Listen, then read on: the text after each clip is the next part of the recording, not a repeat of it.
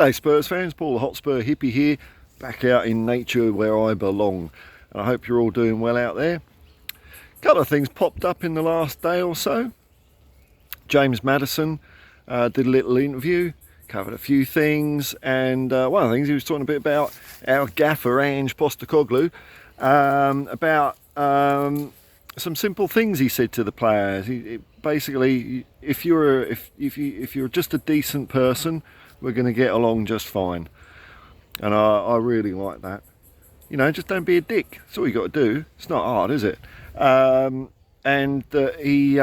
He's not as jovial with the players as he is with the journalists, and that's good too. Look, whatever he's doing is working, isn't it? It's working. He's keeping a distance.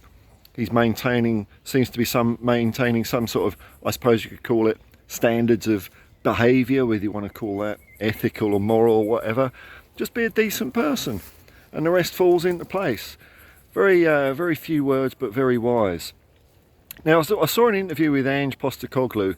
I forgot what rag, Fleet Street Meathead rag, I read it in. It was quotes from Ange Postecoglou. It looked like it was taken from a press conference, but I couldn't find any videos anywhere of it, so I'm just going off this article. And amongst other things, Ange was asked about, would he ever take the Australian national football team back over again, manage them again? And and I've heard him talk about this before, and he does seem to be a little bit despondent sometimes about his experience with Australian soccer, and it's no fault of his own at all. He wanted to take the job with a view to changing football in Australia, to making it something that Australians can be proud of and watch and enjoy. And despite him leading us in one World Cup and doing really well, and even winning the Asian Cup in 2015, all those things kind of were they're just brief blips of football in the Australian consciousness. It's not deep-seated. The roots of different sporting codes in Australia, I suppose they're similar to other places, but maybe dissimilar because it's a new country, a newly colonised country compared to others anyway. So you had in the mid 1800s, I think Aussie rules was first off the block to get going. A mixture of an Aboriginal game and Gaelic football and a few other bits and bobs took off in Victoria. A couple of decades later, that's where you had rugby union and football getting around. Then in the early 20th century, football, rugby union and league split off from each other, but they'd already entrenched themselves into New South Wales. So you had AFL, rugby league, and a bit of union and football. And I don't know what the participation rates were of these games. I'm assuming that at least rugby league was the biggest in New South Wales, and AFL, Aussie rules, was the biggest in Victoria. Soccer, I'm assuming it was more popular than it is now, but still not the number one game. The thing that really, I think, changed the view of football in Australia was post-World War II migration. You had a lot of people coming over from war-torn Europe, from countries like Yugoslavia, as it was then. I'll use that term because that's what it was then. Don't mean to offend anyone by saying Yugoslavia. Italy, Greece, Poland, Hungary. A lot of migrants came over with bugger all to make new lives for themselves in Australia. Couldn't really speak a lot of English. Australia didn't do too bad out of it because we got the Snowy Hydro scheme built by these people. Majority were migrants, but their release was football. And you've probably heard Ange Postecoglou talk about this, about how football brought him closer to his old man, his dad, because for a lot of migrants, especially when you come to another country as an adult, you know, it's pretty hard learning another language, and really, you know, you can get by with very little. But throughout the week, that would, you know, you can't. I'm imagining it would be hard to, talk freely. I guess as much as when you went to a football game, and the clubs were based around these different countries. I guess, you know, especially Italy, Croatia, as it became, some of it, and Greece. All of a sudden, you're with a bunch of people that you can all talk lingo with. And so football quite quickly became a sport of migrant people. And so I suppose if you were a kind of Anglo-Australian, if you were sporty, then you wouldn't go into that sport, into football, because that's what the migrants played. You'd go into rugby union or AFL or cricket, or if you were posh, rugby union. So even though the participation levels of football in Australia are very high at a youth level, more of a professional level, it's still got more of a migrant or descendants of migrant focus.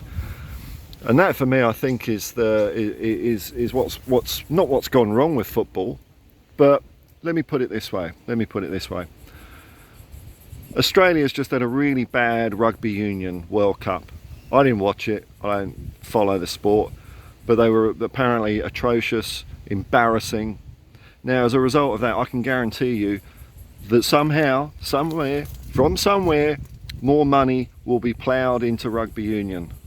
It will be. I can guarantee, as day as night, money will go into rugby union because they were rubbish.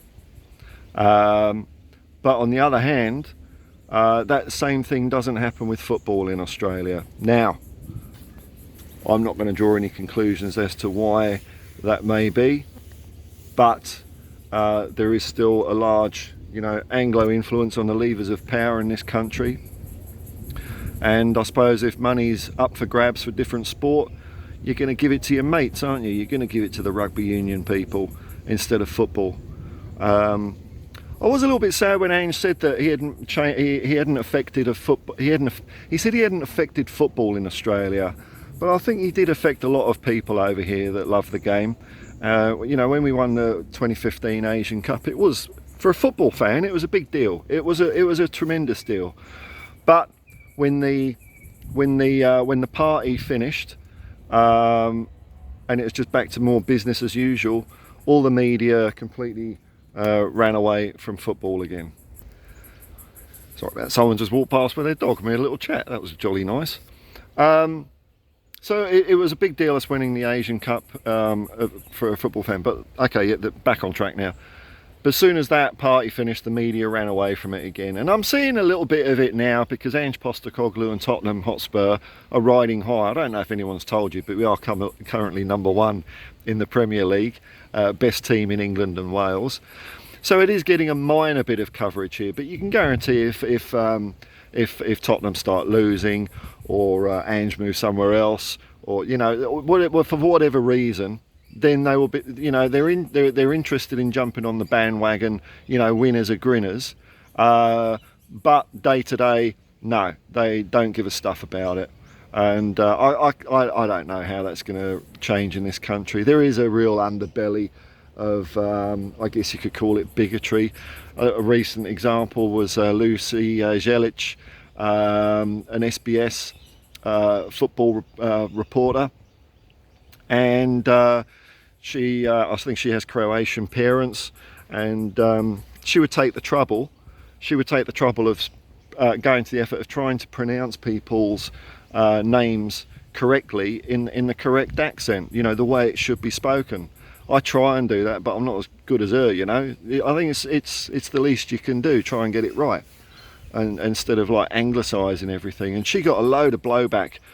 You silly accent, and you're selling silly names in silly voices and all that. It doesn't take much for this to come out, So it's a shame, but if people in this country want to like rugby league or AFL, I mean, that's cool as well, isn't it?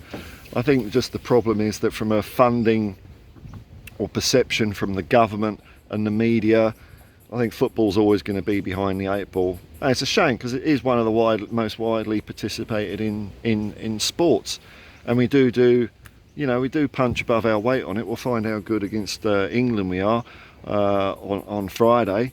And Ange also said some interesting things about aliens, because I've been touting Ange for world president, just in case aliens, there's no aliens, but just in case there's aliens, there's no aliens, come down here, just make Ange world leader and we'll have galactic peace. And Ange talked about aliens. He said, the thing is, if they ever do show up, what we'll find out is they've been living amongst us all the while. And he said, it's like me, I know, and he said the aliens know all about us, they know all about us. He said, it's like me, I know all about you.